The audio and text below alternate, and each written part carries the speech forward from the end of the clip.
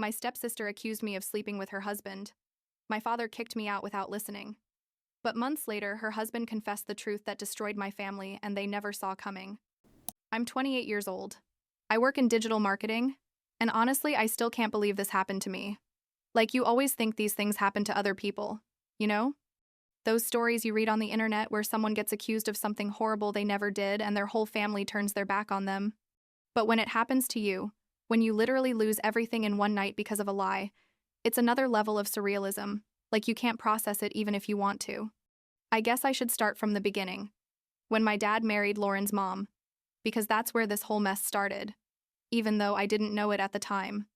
I was like 12 years old when Dad met Lauren's mom. My biological mom had died when I was 8, a car accident I prefer not to talk much about, and after years of it being just him and me, Dad met this woman at a work conference or something like that. Lauren was 14 at the time, and from the first day I met her, there was something weird about her.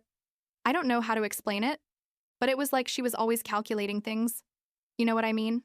Like, she would smile and be nice to adults, but when nobody was looking, she'd look at me in this super strange way. I was just a kid, basically, and I thought maybe it was just me, that I was being paranoid because I missed my mom and didn't want anyone to take her place. My dad was so happy with this new relationship that I didn't want to ruin it, so I never said anything about how Lauren made me feel uncomfortable. The first few years were weird but manageable. Lauren and I shared some things, like we went to the same school after they got married, but we were never close, not even friends really. She had her friends, I had mine, and we basically ignored each other except when there were family gatherings where we had to pretend we were sisters. What I did notice, and I remember this perfectly, is that Lauren was incredibly good at lying. Like, she could make up complete stories and make them sound so real that even I believed them sometimes. Once she told her mom that I had broken a super expensive vase when it had actually been her, and she did it so well, with tears and everything, that her mom believed her and I ended up grounded for 2 weeks. I tried to explain to Dad, but he just said I needed to learn to get along with my sister, and that it had probably been an accident anyway. That was the first time I felt like Lauren could get away with anything. And looking back, I should have paid more attention to that giant red flag. Life went on, I guess. I graduated high school, went to college, got my job in marketing, and basically built my life. Lauren married Ryan when she was 24, and I was 22, and honestly, he seemed like a decent guy. He was an accountant, worked at a big firm, and seemed really in love with Lauren. I went to the wedding, smiled in the photos, did everything you're supposed to do as family, but we still weren't close. We'd see each other at Christmas, birthdays, occasional family dinners, and that was it. I had my own life, my own apartment. Well, I shared it with a roommate. My job that I liked pretty well. And my friends, especially Sophie. My best friend since college, who was basically my real sister, not like Lauren. Everything changed like a year and a half ago. It was a normal Friday. I had just gotten off work. I was tired because we'd had a super heavy week with a new client, and all I wanted was to get home, put on pajamas, and watch Netflix or something. I had my phone on Do Not Disturb because I was sick of work notifications, so I didn't see the messages until I got to my apartment. I had like 47 missed messages and like 15 calls, most from my dad, some from my stepmom, and several from numbers I didn't recognize. My heart immediately started racing, because when someone calls you that many times like that, the first thing you think is something horrible happened, like an accident or someone died or something. I called my dad back and he answered on the first ring. His voice sounded weird, like cold and furious at the same time, and he said, "I need you to come to the house right now." I asked him what was going on, if everything was okay, if someone was hurt, and he just repeated, "Come now, we need to talk about what you did."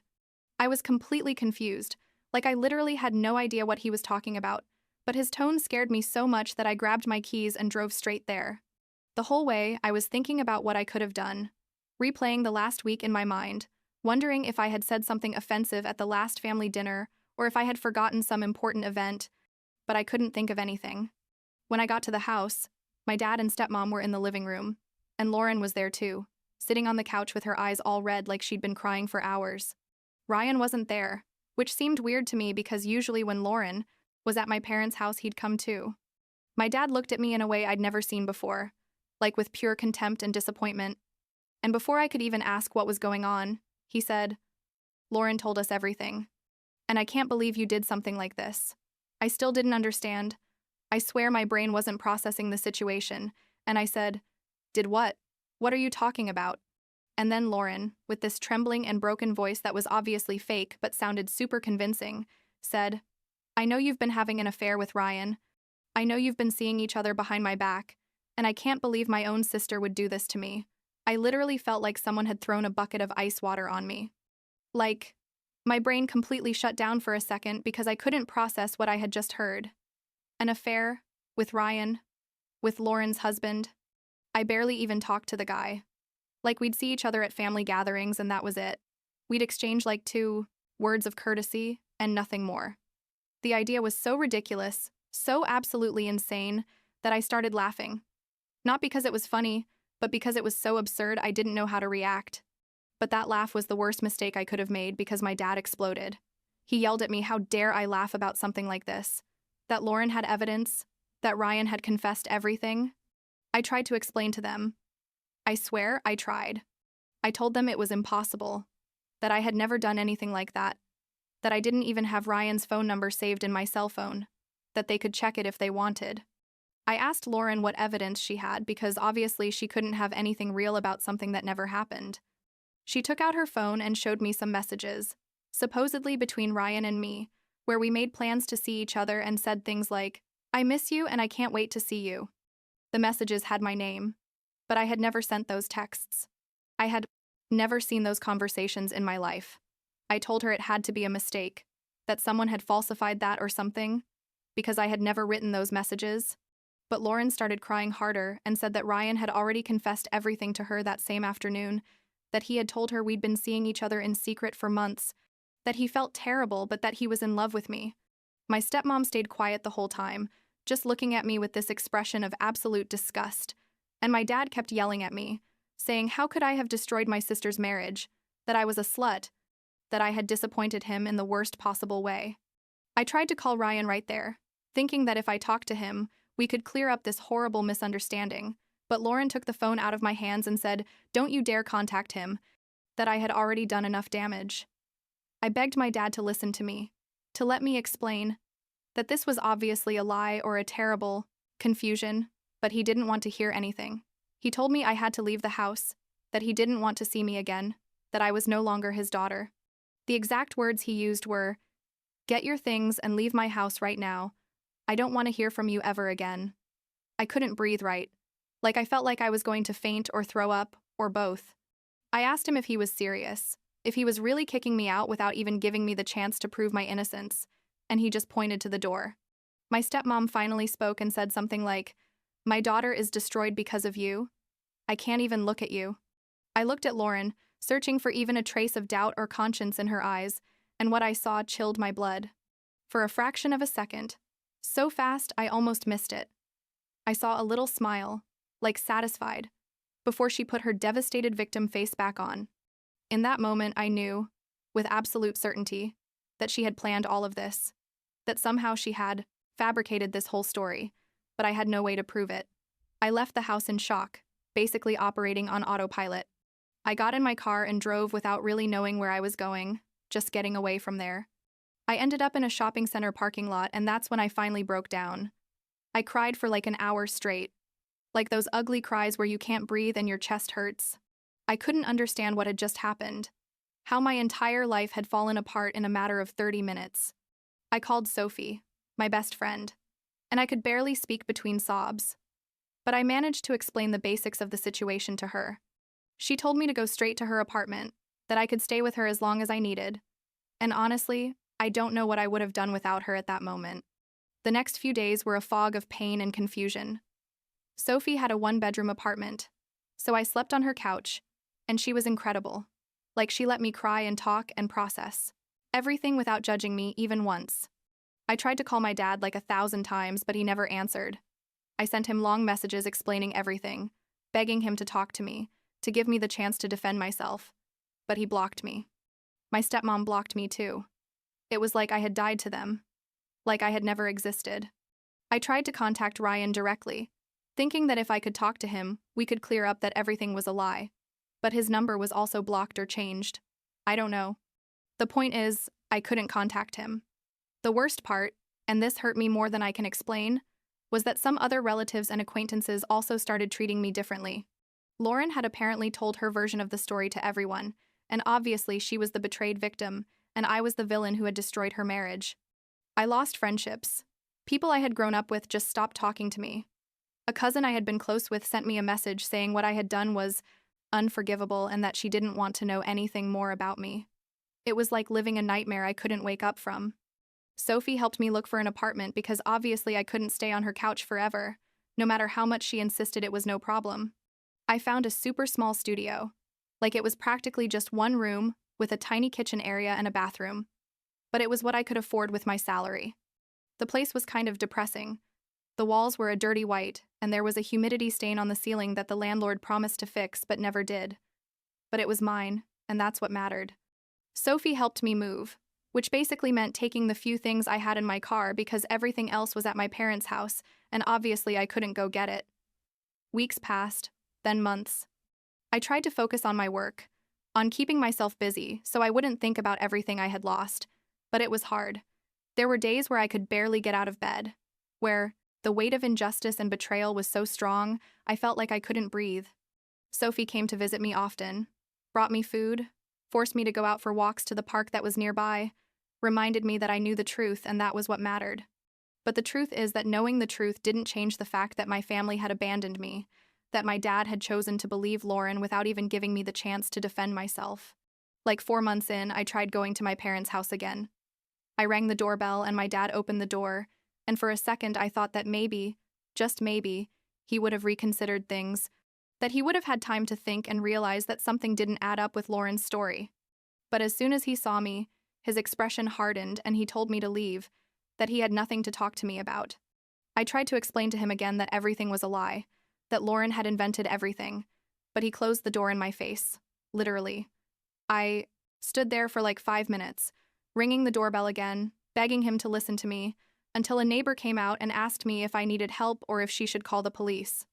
I left feeling worse than ever, like I had lost all hope that things could ever be fixed. Then, like 7 or 8 months after this whole disaster, I received an email.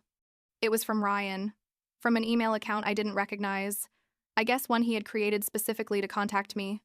The subject said, "I need to talk to you urgent," and when I opened it, my heart started beating super fast. The message was long and basically said he needed to apologize to me, that everything that had happened was Lauren's fault, that she had lied about everything.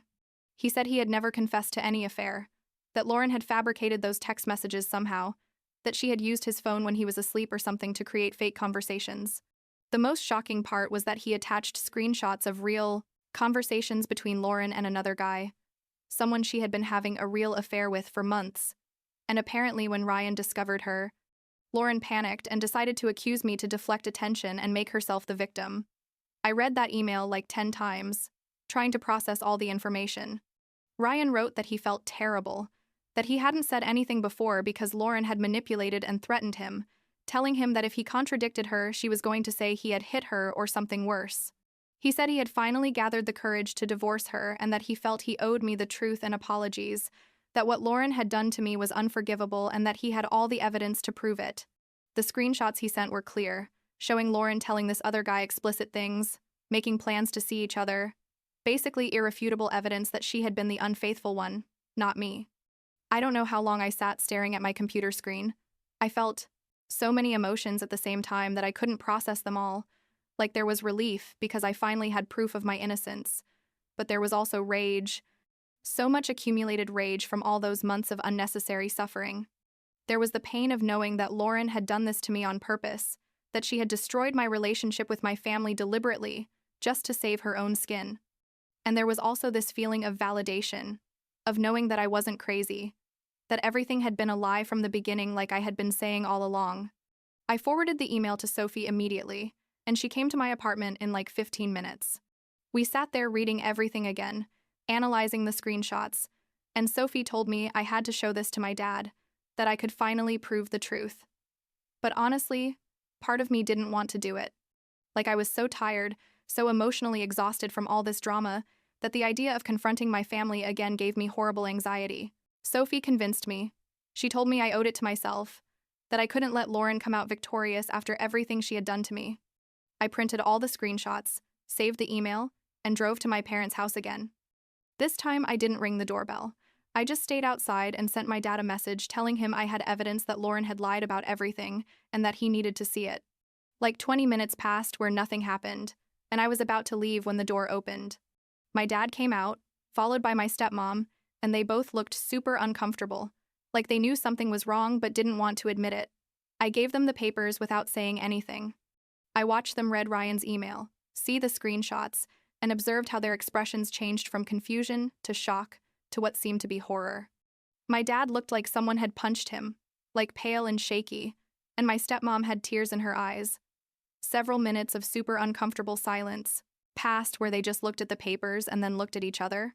Finally, my dad spoke and said, "This is real." And it wasn't a question.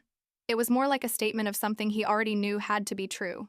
I told him yes, that everything was real, that I had been telling the truth all along, and that Lauren had falsely accused me to cover up her own infidelity.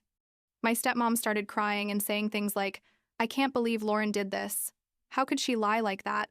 But I honestly had no sympathy for her at that moment. My dad tried to hug me and apologize, saying he had made a terrible mistake, that he should never have kicked me out without hearing my side, that he was so sorry. But I moved away. Like I didn't let him touch me, because after everything that had happened, after all those months of pain and loneliness and rejection, an apology wasn't enough. I told them they had abandoned me when I needed them most, that they had chosen to believe Lauren without giving me even one chance to defend myself, and that wasn't something I could forget easily. My dad kept apologizing, saying he was going to fix things, that he was going to talk to everyone who had heard Lauren's version and tell them the truth. But I just wanted to get out of there. I told them I needed space, that I wasn't ready to just forgive and forget, and that I would contact them when I was ready, if I ever was. What happened next was like watching a house of cards collapse. My parents confronted Lauren with the evidence, and she, surprise, surprise, first tried to deny everything, then tried to justify herself saying she had panicked, then played the victim saying everyone was against her. But nobody believed her anymore. Ryan officially divorced her, and apparently told several friends and family what had really happened. Lauren's reputation basically went to hell, like people who had defended her and consoled her before now avoided her or directly told her she was a horrible person.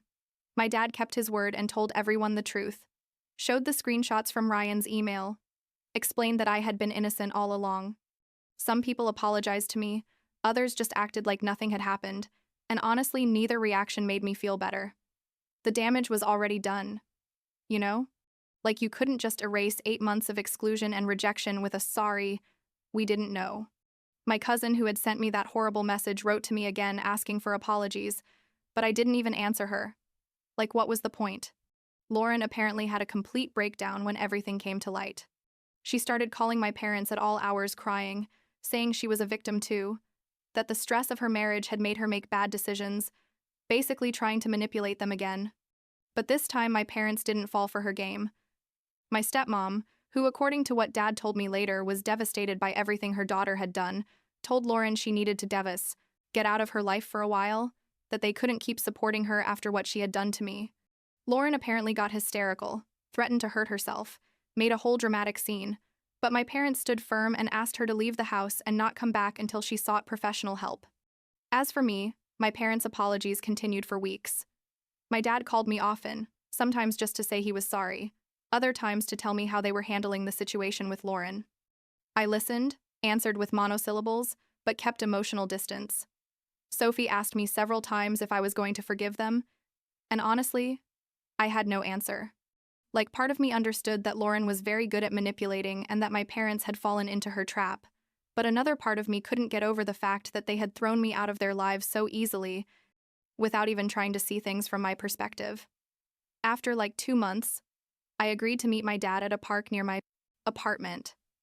We sat on a bench, and he spent like an hour apologizing, explaining that he had been blinded by wanting to believe Lauren, that he had let himself be manipulated, that he understood if I could never forgive him, but that he was going to spend the rest of his life trying to make it up to me. I told him I appreciated his apologies, but that things couldn't go back to how they were before, that he had broken something fundamental when he kicked me out without listening to me, and that it was going to take a long time, if it was even possible, to rebuild that trust. I set clear boundaries. I told him we could talk from time to time, but that I didn't want to just reinsert myself into family life like nothing had happened. I explained that I needed to protect my mental peace, that the last few months had been the hardest of my life, and that I was just starting to feel stable again. My dad accepted everything I told him, promised to respect my boundaries, and told me he would be there when I was ready, without pressure. Now, several months after all that shit, things are better but definitely not perfect. I see my dad occasionally. We have coffee or lunch, and little by little we're rebuilding something, though I don't know if it will ever be like before. My stepmom and I barely talk, like there's too much tension there that I don't know if it can be resolved.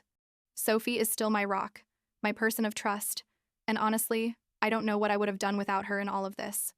Lauren, from what I know, moved to another city. Apparently, she couldn't stand being here where everyone knew the truth about what she had done.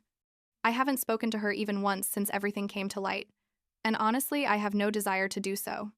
Like, there are people who show you exactly who they are through their actions, and Lauren showed me she's capable of destroying someone's life without any remorse just to save her own reputation. There's nothing she can say or do that will change that. What was hardest for me to process, and still is sometimes, is that Lauren hated me so much or cared about me so little that she was willing to do that to me. Like, we weren't close, but there hadn't been any big conflict between us either, at least not that I knew of. I guess maybe she always resented me for something. Who knows? But the level of cruelty it takes to invent a lie like that, to manipulate your whole family against someone, is something I can't comprehend. Sophie says some people are just like that there are people who have no real empathy and only care about saving their own skin, no matter who they hurt in the process.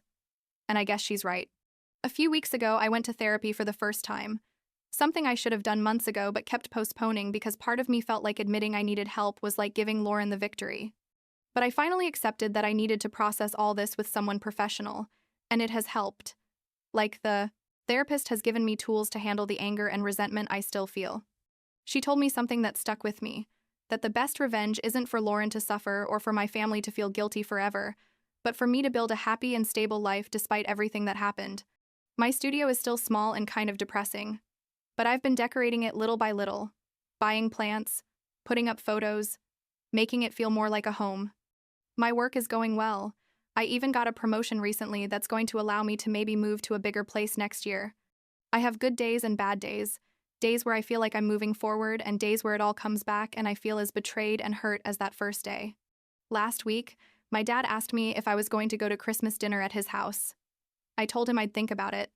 But honestly, I don't know if I'm ready for that yet. The idea of being in that house again, of sitting at that table where they accused me of something horrible I didn't do, gives me an anxiety I don't know if I can handle. Maybe next year, or the one after, I don't know.